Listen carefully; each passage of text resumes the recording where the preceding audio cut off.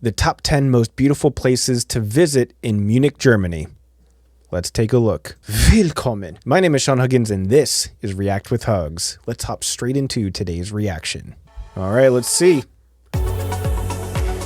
Now, I will say I've been to Munich before, just very briefly. It was just one night there, I think, if I remember correctly, and I was not impressed. So I was not a big fan of Munich compared to most, if not all, of the other cities and towns that I've been to in Germany. So I don't know if it was just I wasn't in the right area of Munich or what, but I was just not a fan of Munich. And maybe this video will show me better places to go for next time. Maybe. Guess we'll find out. Welcome back, folks, to a brand new video. So we're heading to the wonderful city of Munich, the third largest in... Okay, already, I really like this statue thing. I definitely did not see that when I was in Munich, so I don't know where that is, but it looks very nice. Germany, and the capital town so far of the Bavarian region.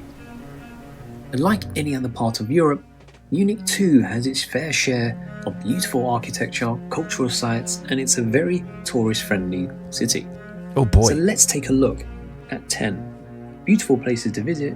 Whoa, did not see this building.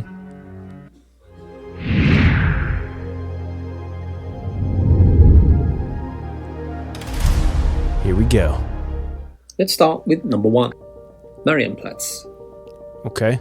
Marienplatz sounds like maybe it's the Marktplatz? Located in the Old Town, or Altstadt, one of the oldest neighborhoods in Munich. Ooh. The whole Old Town area is like a historical monument. Okay. While lots of the historic buildings were destroyed during World War II, this area has been rebuilt in keeping with its former appearance.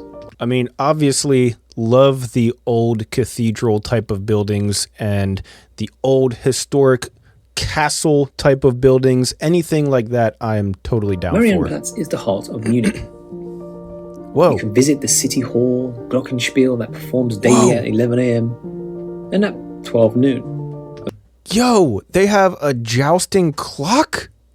I definitely did not see that when I was in Munich. That is very cool. And 5 p.m. in the summer That months. Yo, that's You'll awesome. see fairy tale-like buildings that line the medieval streets, and it's home to many of the most famous places in Munich. Okay, this is very cool. The appearance is very different to many. Ooh, is this a giant cuckoo clock? Look at the bird all the way at the top. Oh my god, I think it's a giant cuckoo clock. Of the That's cities awesome. around Germany. But from here, you can easily see some of the best sights in such a short space of time. This is a perfect place to start your city break. Wow.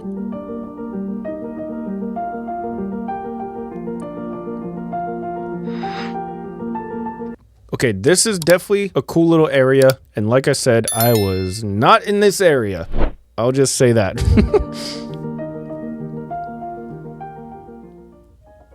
Number 2, Residence. Okay. The Munich Residence is the largest palace in any German city center.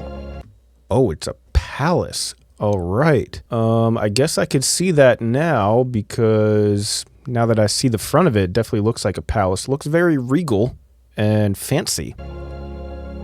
You can see the imposing towers all over.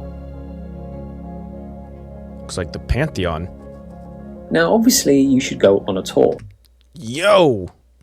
What the heck? Look at this guy. Yo! This guy has a lot going on. First of all, hairy kneecaps. You know what that means. Second of all, hoof feet. I mean, come on.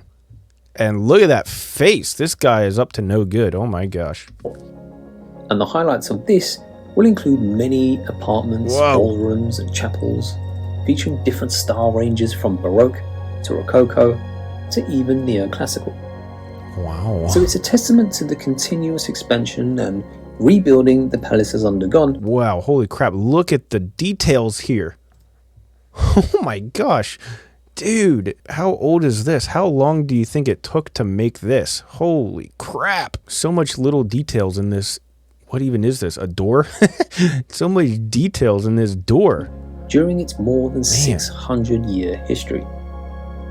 But also worth visiting are the palace treasury. Whoa. You can't get better than to enjoy the seamless beauty of European royalty and notice all the lavish life of the former European kings. Whoa, dude. Okay, now this, I like this. This looks super historic and very interesting. I wonder what the story is behind this room. This looks like a really fancy grand ballroom or something. Wow.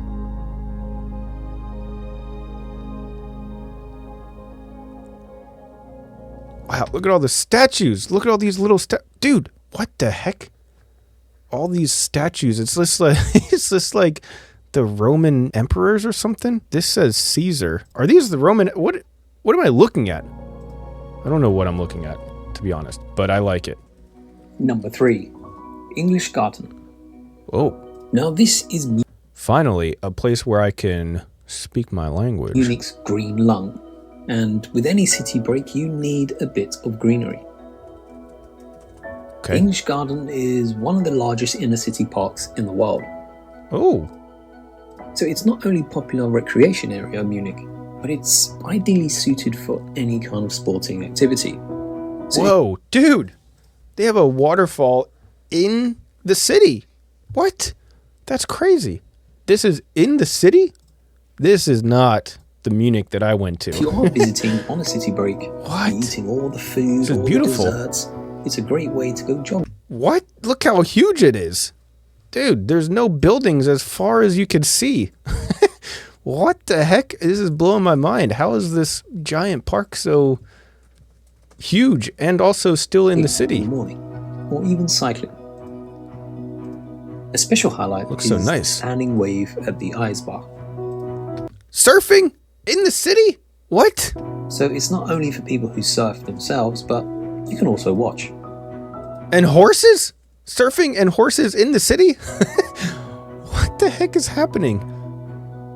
Wow, dude, I want to go So a visit here is surfing. really worthwhile because of the numerous sights.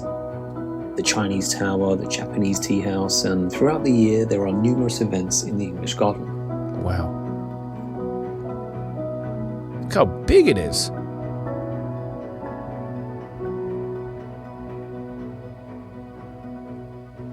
Beautiful, actually, to be honest. Number 4, the Nymphenburg Palace. Whoa. Okay, already a huge step up in terms of fanciness and regalness. I mean, look at this. Look at this place. This is like something out of a fairy tale. Now all you need to do is take a short train ride from Munich center and you'll discover the Nymphenburg Palace. Oh, so this isn't actually in the Munich center, but it's, I guess, a short train True ride. Bavarian gem.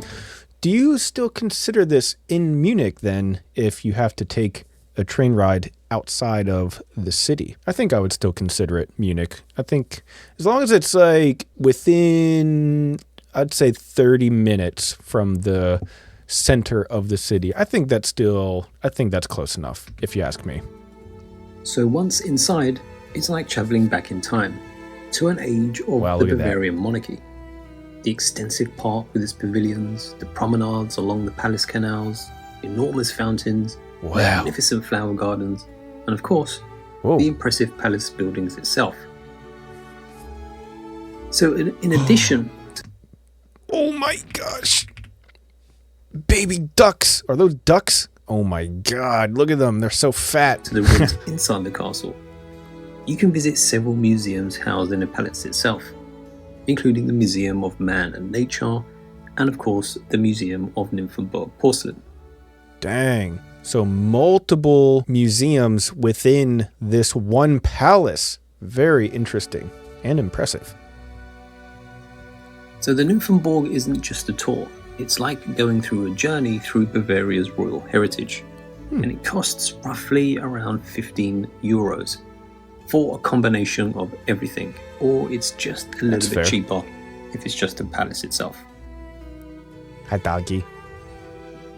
Wow, look at that. What a view.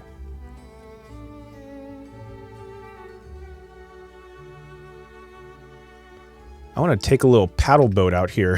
I want to take a little paddle boat with an umbrella and just paddle around on this little lake here like I'm an aristocrat. Number 5. BMW world. Now, not everyone is going to be interested in this, especially if you have no interest in cars. That is me.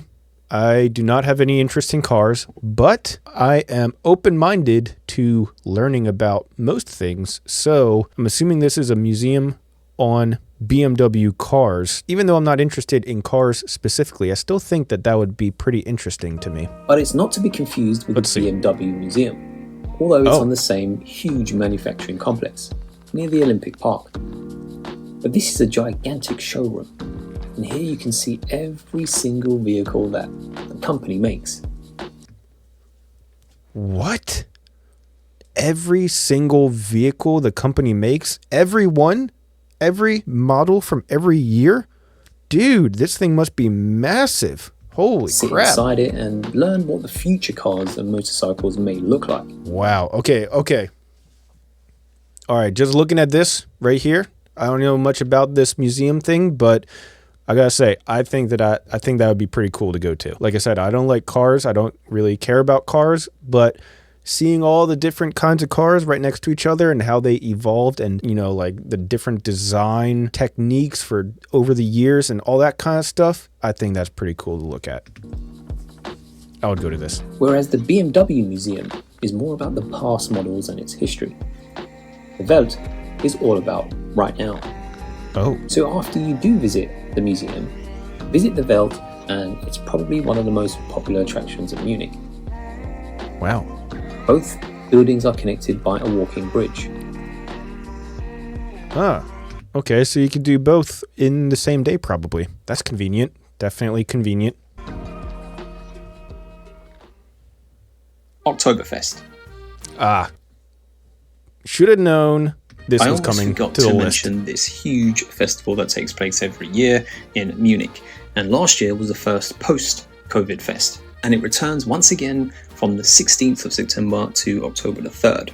So every year, more than 7 million thirsty visitors descend onto the German city of Munich for a 2.5-week celebration featuring things like fair rides, parades, traditional food and music, and of course, lots and lots of beer. I feel like I don't think this should be on this list because it's a seasonal thing and it's only a couple of weeks out of the year. I wish it would have been 10 things that are always in Munich, I think this could be a really good honorable mention or something, but I don't think this should be on the list of actual 10 things, if you ask me. So it can be a very exciting event for tourists to experience the Bavarian culture, but it can be hectic and very difficult to navigate. So make sure you do lots of homework before you visit. Number 6. St. Peter's Church. Now this is located near the Old Town Hall. Is this the same church? And it's the oldest church in Munich. St. Peter's Church has been rebuilt and restored many times over since I think this is the same church from before. Well, I guess like across the street from the same church as before, right? If it's this one. All right. So sticking to the same area. In the 1100s. So originally, there used to be a monastery. But the reason why you should also check it out is the opportunity to go up the tower and spend some time looking around Munich and trying to figure out what other landmarks are right there in your view. Going up in the tower would definitely be fun, even though I'm afraid of heights. Oh yeah, see, this is the other tower with the clock in it, the jousting clock. So yeah, this is just right across the Marktplatz or whatever this would be considered. What is this one though? This looks like a very prominent cathedral as well right here. Maybe we'll get to that one. Yeah, I think that would be a nice cathedral to go to, though. Number 7. Oh, here it is. This has to be it. Now, this is another top tourist attraction in Munich, and it's popularly known as the Church of Our Lady. Okay. The cathedral has 2 dome towers that reach up to... Okay, when I think of churches in Munich, I definitely feel like this is the one that people usually show. I think that this is probably the more recognizable building or cathedral in Munich, but I never knew what it was called until now. So now I know. Over 100 meters. Lots of clocks on it. Look at that. And the fun fact is, it's illegal for the construction of any building in Munich to exceed this very height. Oh. But the main attraction of this place, and why you should visit, are the Bishop's Crypt, the Wittelsbach Monument, and the infamous Devil's Footstep. You can even visit the tomb of the Emperor Ludwig the Bavarian. But the South Tower is open to the public, and again, you can enjoy panoramic views of the entire city. Awesome looking. Whoa, whoa, whoa. Number 8, the Hofbrauhaus. What was that? Dude, all of these buildings are right next to each other. They're all in the same little area here. Now, this may not appeal to everyone, but it probably might appeal to many. So if you are in Munich, you should check out the Bavarian beer hall, Hofbrauhaus. And it's not only Munich's favorite, but it's also one of the world's most popular breweries too. Okay. The world-famous beer hall is not just a destination for you beer guzzlers, but you can sample traditional Bavarian music, dancing, and of course, cuisine. It was founded all the way back in 1589. 1589. 1589! Yo! Things older than Joe Biden. When the royal court in Munich became dissatisfied with the local beer. But if you are like me and you probably didn't have any desire to visit, you can also check out the Olympia Park, where the Olympic Games of 1972 took place right here. And while other venues... Wow, that's very nice. That's what? What is this? It's like a spider web over top of it. That's cool looking, though. And of the Olympic Games tend to... Wait a minute. That tower's got to be higher than that cathedral. Is this tower illegal? I'm reporting you to the authorities. ...fade away. Munich's Olympia Park is still a very much people favorite, and some of the venues, like the Aquatic Center, are still in use, some free and others for a fee. For example, entering the stadium and taking a tour, or ziplining across the stadium if that's your thing. Yo, you can zipline across the stadium?